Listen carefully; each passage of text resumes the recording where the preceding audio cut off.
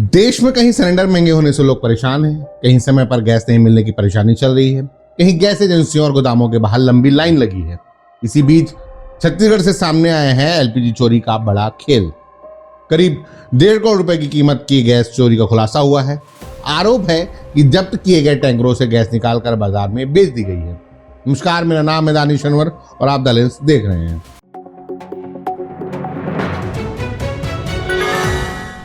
Gas चोरी का यह मामला महासमुंद जिले के सिंघोड़ा थाना क्षेत्र का है।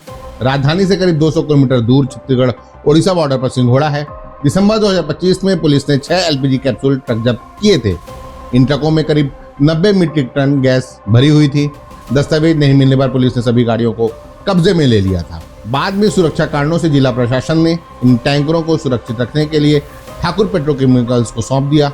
लेकिन यही शुरू हुआ असली खेल। ईरान, इजराइल और अमेरिका के बीच छिड़ी जंग की वजह से जब एलपीजी के दाम बढ़ने लगे और गैस की किल्लत शुरू हुई तो पेट्रोकेमिकल्स ने एलपीजी की इस किल्लत वाली आपदा को अपने लिए अवसर बना लिया। गैस की किल्लत का फायदा उठाकर कंपनी मालिक संतोष सिंह ठाकुर और डायरेक्टर साकिन ठाकुर ने जब्त गैस पर ही हाथ साफ कर लिया। और जब सवाल उठे तो प्रशासन को बताया गया कि गैस लीक हो गई। प्रशासन को भी शक हुआ कि गैस लीक कैसे हो सकती है। जिला प्रशासन ने पुलिस से जांच करानी शुरू की। जांच शुरू होते ही इस पूरे मामले की परतें खुलने लगी। पुलिस के मुताबिक ट्रकों से गैस निकालकर घरेलू और कमर्शियल सिलेंडरों में भरी गई। इसके बाद अलग अलग एजेंसियों को बिना पक्के बिल के सप्लाई कर दी गई। 30 अप्रैल को ठाकुर पेट्रोकेमिकल्स को हैंडओवर किया।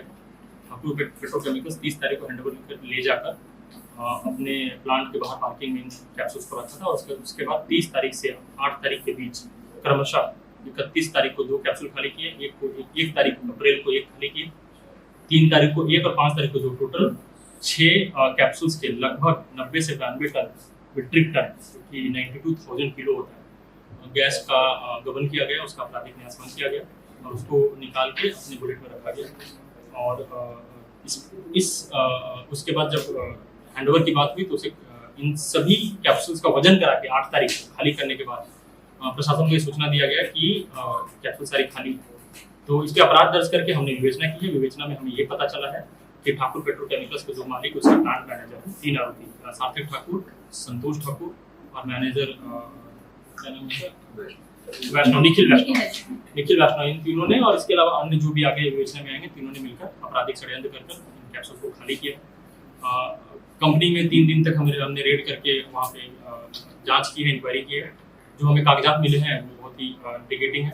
अप्रैल महीने में कंपनी ने सिर्फ 47 टन गैस खरीदा है, लेकिन 107 टन गैस कागजों पे बेचा है। उसके अलावा हमें कच्चे बिल पे गैस के बेचने के सबूत मिले हैं, जो कि लगभग 40 से 50 टन की। और रायपुर की 7-8 एजेंसियां हैं जिन लोगों ने इस गैस को कच्चे बिल पे खरीदा है।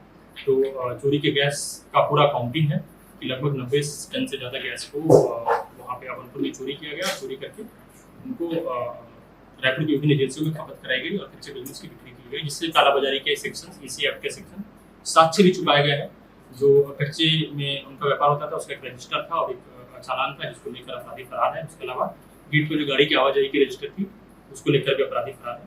आईटी एक्ट में भी इसमें सेक्शन लगाए जा रहे हैं, क्योंकि जो इनका डेटाबेस था वो क्लाउड का था, वहाँ से डेटा डिलीट और डिस्ट्रॉय किया गया था। उसकी कोशिश की गई, उसके एक्सेस को भी चेंज किया गया है। तो उस संदर्भ में आईटी एक्ट को भी लगाया गया है और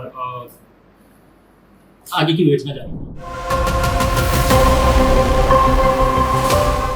इतना नहीं, दस्तावेजों की जांच में पता चला कि अप्रैल महीने में कंपनी ने सिर्फ 47 टन एलपीजी खरीदी, लेकिन बिक्री दिखाई गई 160 टन, यानी करीब 60 टन गैस ऐसी बेची गई जो खरीदी ही नहीं गई थी। जब पुलिस अपनी जांच में इस नतीजे में पहुंची कि कंपनी ने गैस चोरी की है तो एफआईआर की गई। पुलिस ने कंपनी कर्मचारी निखिल वैष्णव को गिरफ्तार किया, जबकि मालिक संतोष सिंह ठाकुर, डायरेक्टर और प्लांट मैनेजर गायब थे। एफआईआर के बाद से वे फरार बताए जा रहे हैं। कार्रवाई में पुलिस ने 7 एलपीजी टैंकर, 4 बड़े bullet tank, 100 gas cylinder, computer, DVR और कई अहम दस्तावेज जब्त किए हैं। पुलिस अब भी जांच में जुटी है और आरोपियों को तलाश कर रही है।